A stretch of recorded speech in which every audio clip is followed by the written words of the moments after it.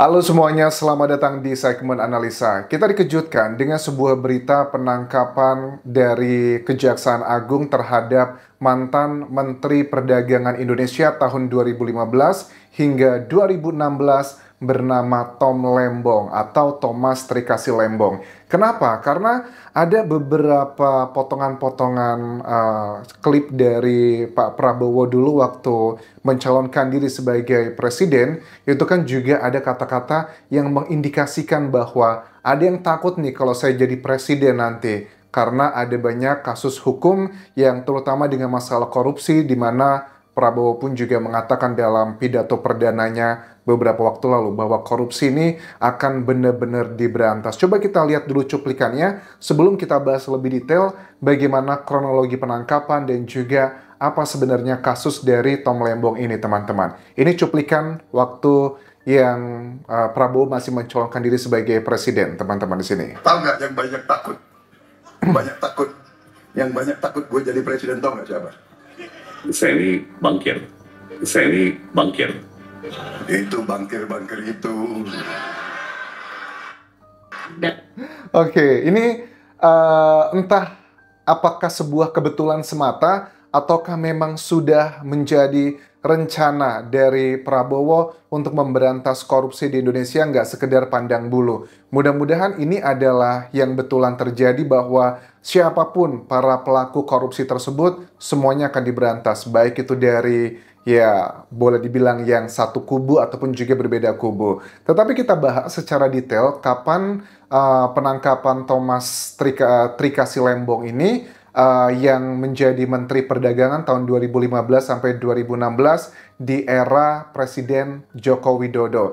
Jadi kasusnya ini adalah Tom Lembong ini menjadi tersangka kasus korupsi impor gula tahun 2015 sampai 2016 yang merugikan negara sekitar 400 miliar. Peranannya Thomas Trikasi Lembong itu kalau menurut keterangan Direktur Penyidikan pada Jaksa Agung Muda atau Jampitsus Abdul Qohar, jadi sebagai Menteri Perdagangan saat itu, ini aneh kebijakannya. Jelas-jelas saat itu Indonesia tuh lagi surplus atau kebanyakan gula pasir. Tapi malah anehnya dia meminta untuk mengimpor gula pasir. Dan dugaannya setiap kilogram gula pasir itu ada pembagian keuntungan ke sejumlah oknum di sini. Kita bahas kronologinya bagaimana ceritanya. Karena apakah ini ujuk-ujuk doang, sudah dilakukan pemeriksaannya, ataukah sudah sejak lama. Jadi kalau penangkapannya itu terjadi kemarin hari Selasa 29 Oktober 2024, yang ditangkap bukan cuma Tom Lembong, tapi juga Direktur Pengembangan Bisnis PT PPI inisial CS, yang peranannya adalah dia memberikan izin ke PT CS tersebut. Padahal harusnya BUMN, bukan swasta ya. Pertama adalah kalau kita lihat kronologinya, tanggal 12 Mei 2015 itu sudah ada rapat koordinasi di sejumlah kementerian, di mana saat itu hasil kesimpulannya Indonesia sedang surplus gula. Namun anehnya beberapa bulan kemudian Tom Lembong ini sebagai Menteri Perdagangan justru malah menyetujui untuk mengimpor gula sebanyak 105.000 ton lewat perusahaan swasta PT AP. Ini dua kesalahan ya sebenarnya. Pertama, ngapain kamu ngimpor gula gitu? Di Indonesia lagi bertumpuk-tumpuk tuh produksinya. Yang kedua, kenapa kamu menunjuk perusahaan swasta? Bukankah aturannya harus BUMN? Ini adalah dua poin. Apakah pure hanya kedekatan doang ataukah ada unsur uang di sini? Nah, kronologi berikutnya, 3 Oktober 2023, Kejaksaan Agung itu menggeledah Kementerian Perdagangan, mulai dari ruang tata usaha hingga ruang kerja ketua impor produk. Nah, disitulah dilihat berkas-berkasnya. Dan ternyata memang ada hal-hal yang menunjang dengan kecurigaan dari Kejaksaan Agung. Kemudian juga diperiksa di PT PPI, mulai dari ruang arsip, keuangan, dan juga akuntan. Dan ditemukan sejumlah dokumen berkas-berkas tentang transaksi impor 105.000 ton gula tersebut. Oke, setelah dapat tuh data-data yang merujuk ke alat bukti, Kemudian 9 Oktober 2023, Kejaksaan Agung intens melakukan pemeriksaan saksi. Yang diperiksa adalah Kepala Biro Hukum Kemendak dan juga sejumlah pejabat lainnya dan saksi-saksi yang diperiksa saat itu. Dan 10 hari kemudian, 19 Oktober 2023, juga memeriksa 2 saksi lagi dari Kementerian Koordinator Bidang Perekonomian. Uniknya apa di sini? Uniknya adalah kita tahu ada Zulkifli Hasan, Menteri Perdagangan, tapi kok dia tidak diperiksa juga? At least jadi saksi gitu. Tidak sama sekali. Apa alasannya? Nanti kita coba simak. Adakah reasonnya? Ataukah ada bagian yang mendukung dari Tom Lembong bilang, ini sih cuman gara-gara korban politik aja gitu. Are you sure kalau memang tidak ada alat bukti yang kuat? Apakah mungkin Kejaksaan Agung bisa menetapkan Tom Lembong sebagai tersangka? Nah, kemudian di sini di 29 Maret 2024, Kejaksaan Agung menetapkan tersangka Direktur PT SIMP untuk kasus importasi gula 2020 sampai 2023. Dan ini adalah dugaannya mereka itu memanipulasi data importasi gula kristal mentah dengan memasukkan gula kristal putih. Kemudian karung kemasannya diganti seolah-olah import gula kristal mentah dan dijual ke dalam negeri. Kalau aku nggak salah dengar itu kayak untuk yang perusahaan swastanya, setiap kilogram gula putih tersebut mereka mendapatkan untung sekitar seratusan rupiah. Dikali aja tuh 105.000 ton, berapa keuntungan untuk perusahaan swasta tersebut. Belum lagi untuk level-level atasnya lagi. Kayaknya kalau aku lihat sebuah korupsi seperti ini adalah korupsi yang tidak mungkin dikerjakan oleh satu orang ya. Sudah sistemik sampai ke Menteri Perdagangannya pun juga terlibat di sini. Dan akhirnya semalam kita lihat Tom Lembong di 29 Oktober 2024 ditetapkan sebagai tersangka. Dan ada beberapa poin menarik di sini teman-teman yang menghubungkan dengan peristiwa politik ya pada saat pencalonan Pilpres dan juga Wapres yang lalu. Ada yang bilang, ini karena dia korban politis, mungkin kriminalisasi dan sebagainya.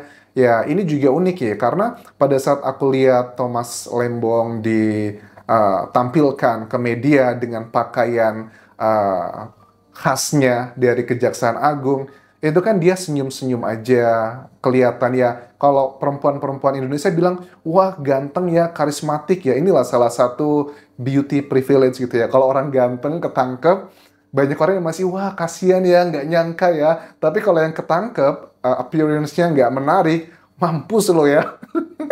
Gitu lah, tapi harus ada pembuktian yang kuat. Tapi kalau dari secara singkat, ada 2 alat bukti atau enggak, menurut aku sudah ada. Kan kalian tahu, dalam dunia hukum itu kan dibutuhkan 2 alat bukti untuk menentukan seseorang sebagai tersangka. Alat bukti itu ada 5. Ada keterangan saksi, keterangan ahli, keterangan terdakwa, petunjuk, dan juga surat. Berkas-berkas dokumen dari finance, dari semuanya, aku rasa itu udah clear. Apalagi juga Tom Lembong juga aneh sebagai Menteri Perdagangan tahun 2015-2016. Jelas-jelas hasil rapat beberapa bulan sebelumnya dikatakan Indonesia lagi surplus. Kok tiba-tiba gitu dia meminta menandatangani untuk import gula 105.000 ton.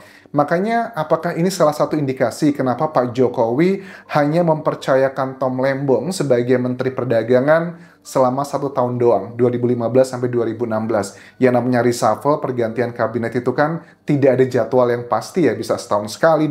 Kapanlah anytime dari Pak presidennya yang mau di reshuffle, silakan gitu. Tapi dengan adanya temuan kasus ini, ya ini semakin menguatkan bahwa Pak Jokowi sepertinya sudah mengetahui nih menteri-menteri mana aja yang kerjaannya nggak benar, yang ada indikasi korupsi, kolusi, nepotisme, itu satu persatu. Salah satu indikasinya adalah jabatannya pendek. Cuma 1 tahun loh begitu. Ya, aku nggak tahu sih apakah kalian termasuk yang percaya atau enggak. Kalau aku lihat dari komentar, ini masih banyak dihubungkan dengan Anies ya, Baswedan gitu, bahwa ini efek balas dendam aja. Tapi kalau secara pribadi aku menilainya I don't think so. Pak Prabowo sampai turun tangan mencoba untuk mengkriminalisasi seorang Tom Lembong. Aku rasa memang ini sudah menjadi salah satu fakta dan bukti walaupun masih dalam proses pembuktian ya. Sampai putusan hukum ingkrah, sampai hakim memutuskan, itu statusnya sebelum itu masih dikategorikan sebagai dugaan. Tapi kalian tahu lah ya, banyak hal dugaan itu sudah kategorinya sebagai kenyataan, adalah fakta yang tertunda. Ini sudah clear sih menurut aku. Gak nyangka ya, jadi kalian yang selama ini terpesona dengan ketampanan, dengan suara beratnya, kewibawaannya, ya elah ternyata korupsi juga. Padahal kan Tom Lembong ini digadang-gadang, wah punya otak yang cerdas, lulusan Harvard ya atau Oxford ya. Tapi juga ada sejumlah menteri juga yang meragukan intelektualitasnya dia.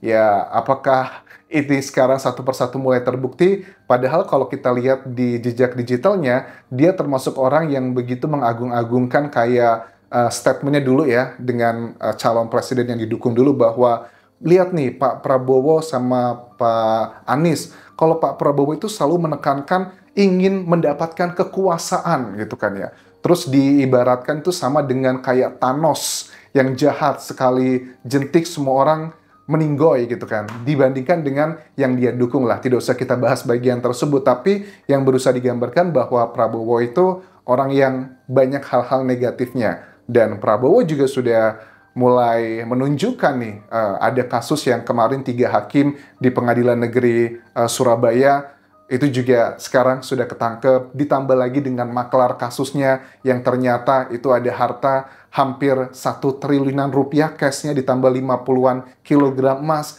Aku rasa ini adalah sebuah kabar yang baik ya pada saat Prabowo dan Gibran dilantik sebagai presiden dan juga wakil presiden. Mudah-mudahan yang diberantas korupsi bukan cuman lawan-lawannya, kesannya, tapi semuanya kalau memang terbukti harus diberikan hukuman yang setimpal. Ayo dong DPR disahkan gitu ya undang-undang untuk memiskinkan para koruptor di Indonesia. Kalau cuma sekedar hukuman, aku yakin nggak kurang membuat efek jera gitu loh. Harusnya ada memiskinkan tuh para koruptor. Kita tunggu nanti update-nya seperti apa. Terima kasih sudah menonton. Sampai ketemu lagi di video berikutnya. Tinggalkan like dan juga komen. Subscribe channel YouTube ini. Follow Instagram, Facebook pageku dan juga akun TikTok di Anjasa Sumara. Sampai jumpa.